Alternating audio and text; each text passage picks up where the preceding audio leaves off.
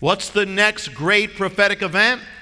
God sends his Spirit down, Pentecost. But what is Pentecost? Pentecost is actually a Hebrew holiday that just happens to have a Greek name that throws everybody off. Moses was Pentecostal. Moses is the one, if you got a problem with Pentecostals, talk to Moses. Because he came up, God through him, came up with Pentecost.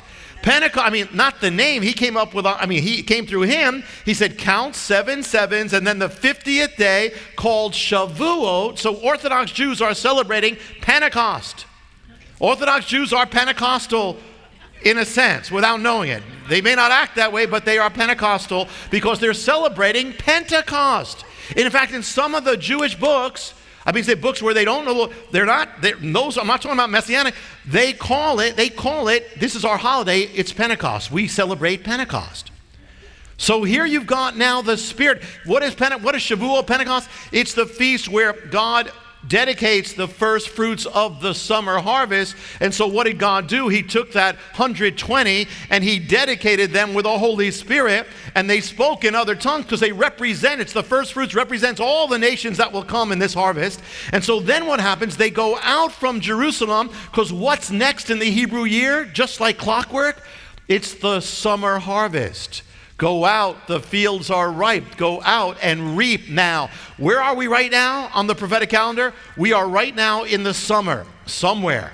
Because this is the time of the summer harvest. This is the time when you're reaping. This is the time when you're sowing the gospel. This time, whatever you're going to do, whatever fruit you're going to bear, this is the time to do it.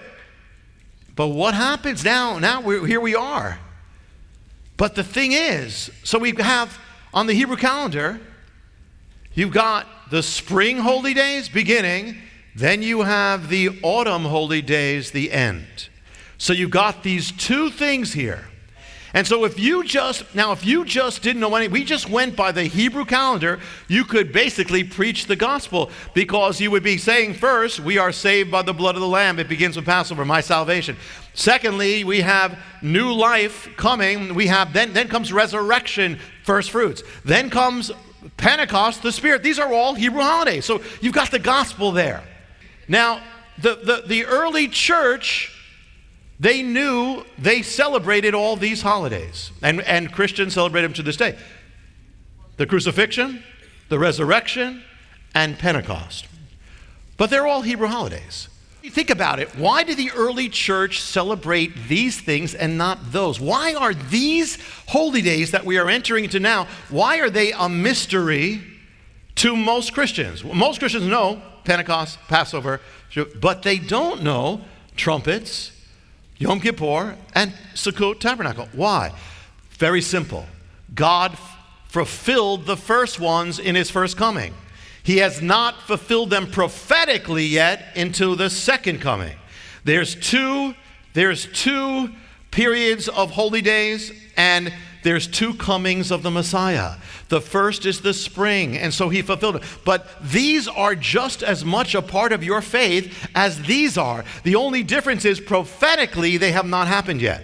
Atonement has happened, but that's not the day of the Lord has not happened. These have not yet come.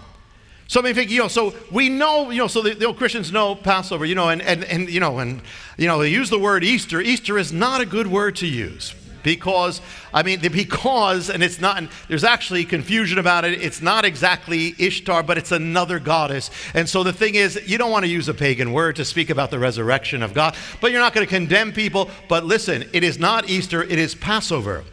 In the Bible, it doesn't say Easter, it says actually Passover. Whenever it talks about that in the Greek, it says Passover. So here it's all there. And now if you go outside of English, most Latin languages are going to call this Passover. That's what they call it. But these things are a mystery. Most of you who grew up didn't know about the shofar if you're in church. They didn't blow this. And you didn't know about Sukkot and all that. Well, but as much as Passover is part of your faith, these are part of your faith. They just haven't been fulfilled, but they're going to be. So this is all part of it. And so the thing is, now we talk about the end of the age. These things are all about what is yet to come. We just sang who was, who is, and who is to come. The holidays in spring, he was. The summer, he is. This is where we are now. This is what is yet to come. So all these things, the autumn holy days, speak of what is coming. So therefore, now we are somewhere prophetically in the summer, probably near the end of the summer. But now the next big prophetic event, the last one was Pentecost. The next big event is this event that we are commemorating tonight. The next big event is the Feast of Trumpets. That is the next thing that has to come. So now you might say, well, actually, I remember I was in Africa and I was ministering and I sounded the shofar and some people said, well, the shofars, that's not, or the trumpets are not in the New Testament, that's the Old Testament. I said, wait a minute, they are in the New Testament. But since this is not about the beginning, it's about the end, where are you going to find them? You're going to find the trumpets at the end of the Bible. You're going to find the trumpets in the prophecies that speak of the end of the age. So what happens when you read about the end of the age and the coming of Messiah? What do you get? You get this. Matthew 24. They will see the Son of Man coming on the clouds of heaven with great power and glory. He will send forth his angels with a great trumpet. He'll gather his elect with a great trumpet. 1 Thessalonians 4 says this. Then the Lord himself will descend from heaven with a shout, with the voice of the archangel, and with the trumpet of God. And the dead in Messiah will rise. So you shall be caught up in the clouds with what? With the sound of the trumpet. So the Lord will come with the sound of the trumpet. The Lord will gather his people with the sound of the trumpet. The Lord will rise to him and the dead in Messiah with the sound of the trumpet. To find out how you can receive more of Jonathan's teachings, to receive special free gifts, or get in touch, go to hopeoftheworld.org or call toll-free 1-800-YESHUA-1. That's hopeoftheworld.org or call 1-800-YESHUA-1. That's 1-800-937-4821. You can also get more at Jonathan Cahn's Facebook page or write us direct at Hope of the World, Box 1111, Lodi, New Jersey 07644, USA. Hope of the World is dedicated to the goal of spreading God's Word and salvation to every land and people. We do this by spreading the Word throughout the world and sponsoring compassion projects to the most poor and needy around the earth.